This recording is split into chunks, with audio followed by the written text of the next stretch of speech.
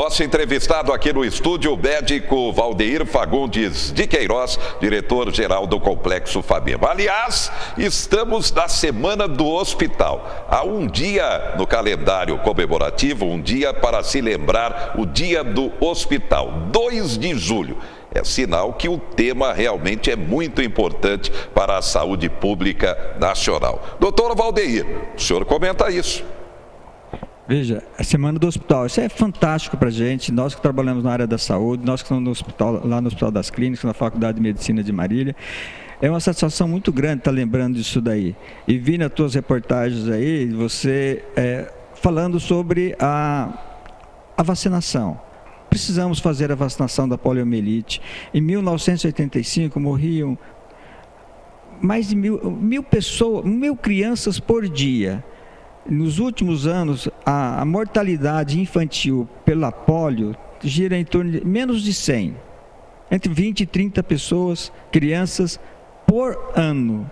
Gente, agora está começando uma nova crise por descuido da população, por descuido da saúde. Nós não podemos deixar que isso volte novamente a afetar as crianças, mortalidade infantil pela poliomielite. É de extrema importância a vacinação. É a prevenção que cura, que não deixa as pessoas ficarem doentes, gente. E é de graça, como já foi dito aqui. Uma gotinha, 2 gotinhas na boca da criança não dói. Pelo amor de Deus, os pais, levem seus filhos, levem seus netos para serem vacinados. É tudo que nós fazemos para uma qualidade de vida de todas as pessoas. Aliás, o senhor médico e também rotariano. Foi na década de 80 que o Rotary Internacional firmou a parceria com o Rotary Brasil para que houvesse essa vacinação em massa contra a paralisia infantil. Anos e anos de batalha, situação controlada, dominada, de repente essa informação lamentável, doutor Valdeir, o índice de cobertura vacinal está abaixo da média técnica necessária. É lamentável, não? A vacina é de graça. Muito lamentável. Eu acho que o Rotary tem que voltar a se empenhar novamente. Como eu disse, no mundo tinha menos de 50 casos por ano de pólio. Nós ainda achávamos que era um absurdo ter 50 casos de morte por causa da pólio. Então, ou de casos de pólio mesmo. O Rotary, toda a comunidade, toda a saúde de todas as cidades, desse Brasil todo, precisa se empenhar novamente, fazer uma vacinação em massa das crianças, um reforço das crianças maiores para evitar que a gente possa ter uma nova crise de poliomielite no Brasil e talvez no mundo. É fundamental a prevenção, a vacinação de todas as crianças. Os adultos também, o índice de cobertura vacinal contra as doenças dos adultos, o índice abaixo do normal. É lamentável também, inclusive agora, a vacinação contra a gripe, doutor Valdeir. Veja, a vacinação vai prevenir que você tenha doença, que você tenha uma pneumonia, principalmente as pessoas mais idosas, as pessoas que têm alguma doença, as crianças. É fundamental que sejam vacinadas.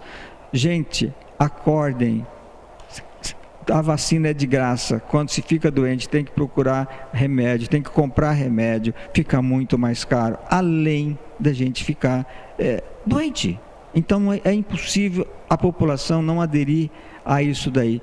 Mesmo que aqueles que têm medo de injeção, é melhor do que ficar doente. Podem ter certeza, vão ao posto de vacinação. Todas as pessoas, os idosos, por favor, gente, é para vocês, é para o bem-estar de toda a população, de toda a comunidade.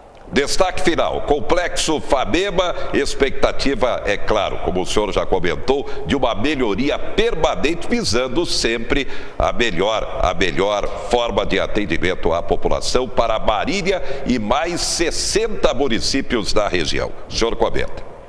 Veja, o Hospital de Clínicas da Faculdade de Medicina de Marília é um hospital público, depende exclusivamente de verba pública, e é um hospital regional. É o único hospital público da nossa região que atende 62 municípios, uma população de aproximadamente 1.200.000 pessoas, ou até mais. além de pessoas que vêm do norte do Paraná, do Mato Grosso do Sul, de Minas Gerais, às vezes até de Goiás, e muitas pessoas que moram em Marília, que têm parente fora, vêm para Marília e usam o serviço de saúde da nossa região.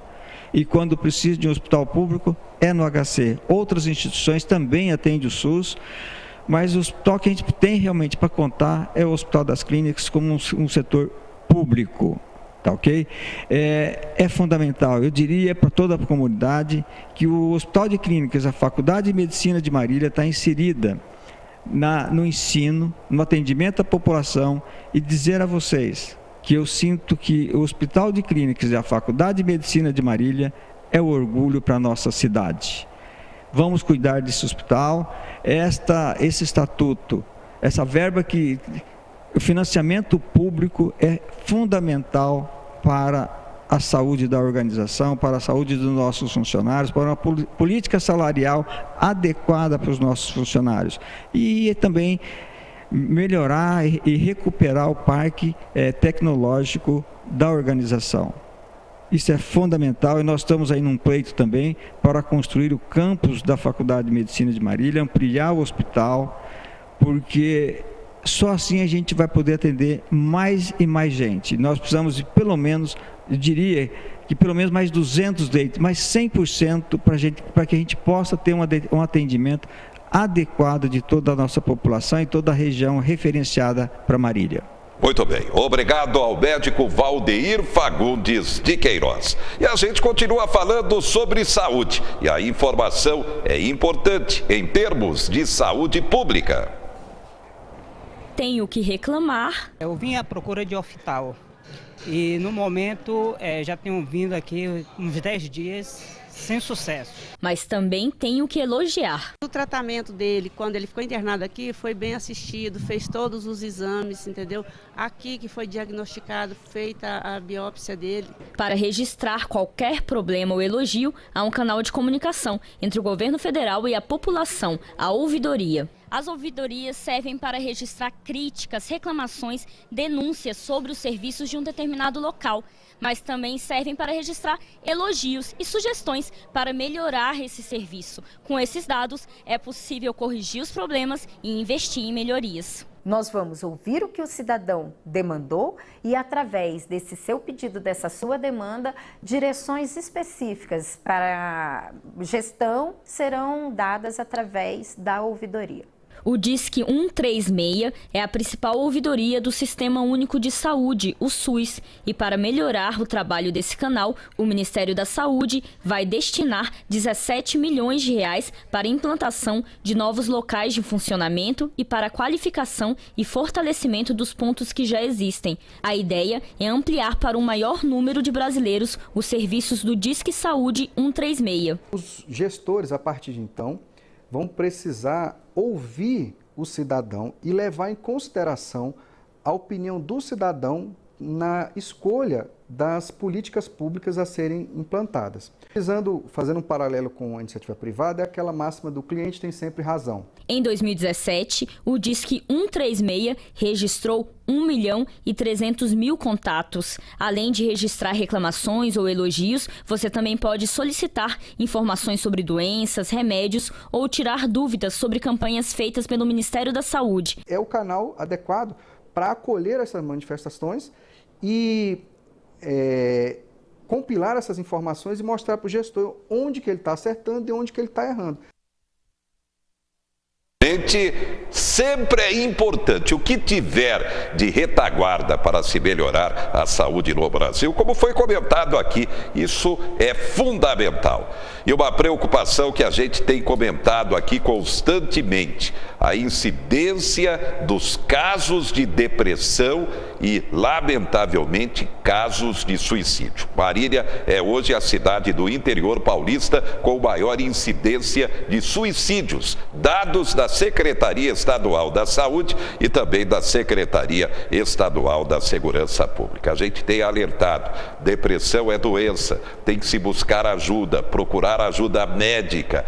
Toda a família tem que se unir antes que seja tarde demais. Lamentavelmente, temos um adolescente que acabou colocando fim à própria vida. Ele pulou de um prédio, ficou gravemente ferido, ficou hospitalizado, mas infelizmente não resistiu. Elias Ferreira Moura Reis, de apenas 16 anos de idade, é mais um caso de suicídio aqui em Marília. CVV, Centro de Valorização da Vida.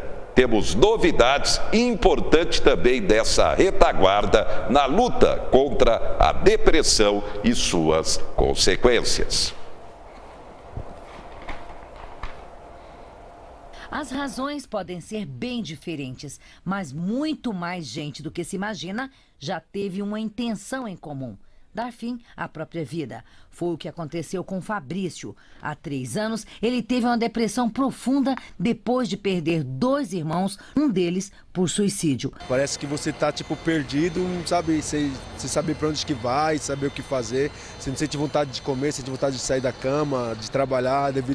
Eu mesmo no meu trabalho eu perdi vários clientes por causa disso. Atualmente, a média nacional de suicídio no Brasil, em todas as idades, é de 5,5 por 100 mil habitantes. 11 mil pessoas tiram a vida por ano no Brasil. Os homens são os que mais morrem por suicídio e 60% são solteiros. A região sul concentra 23% dos suicídios e o sudeste 38%.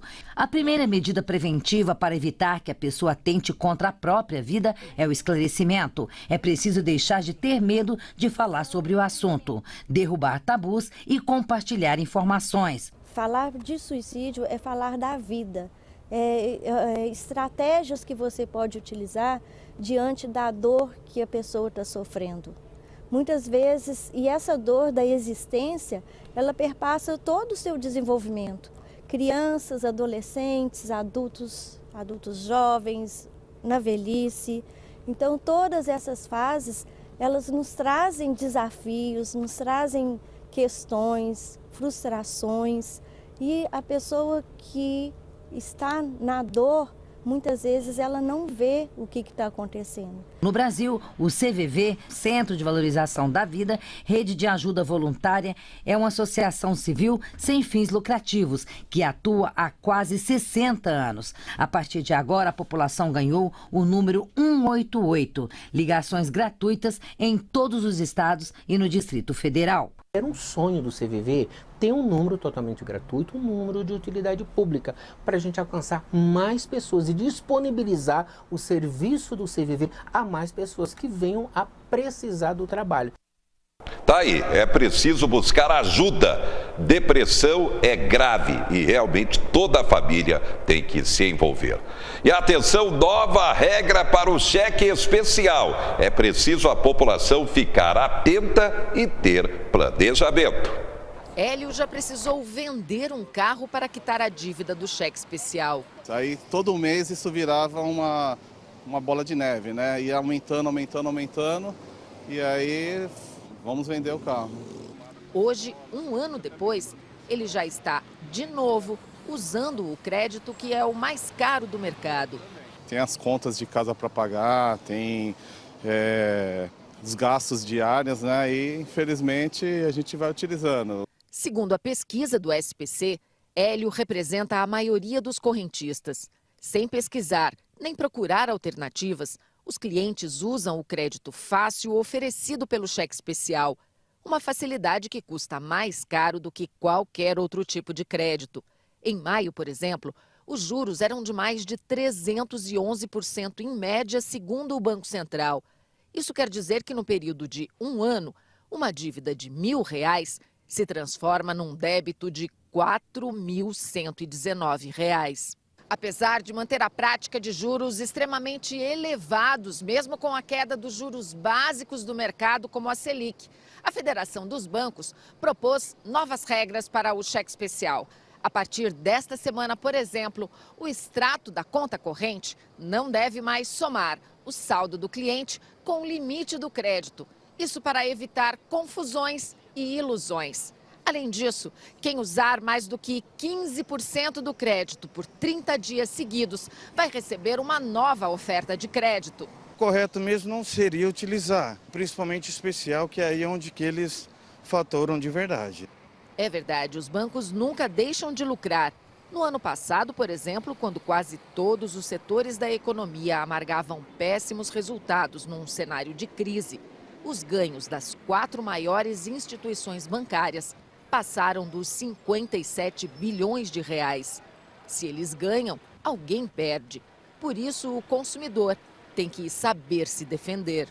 O consumidor precisa sempre buscar o crédito e fazer comparações da mesma forma que ele faz em outros serviços, como serviço de telefonia, por exemplo, para poder comparar, entender qual que é a melhor forma de pegar o crédito. Tá aí, importante realmente, palavra-chave, como foi comentado aí, planejamento. Daqui a pouco, a morte do ex-vereador Oswaldo Domingues aos 73 anos de idade. O clima para o jogo Brasil e Bélgica, vale vaga na semifinal da Copa e sinal digital da TV. Informação continua.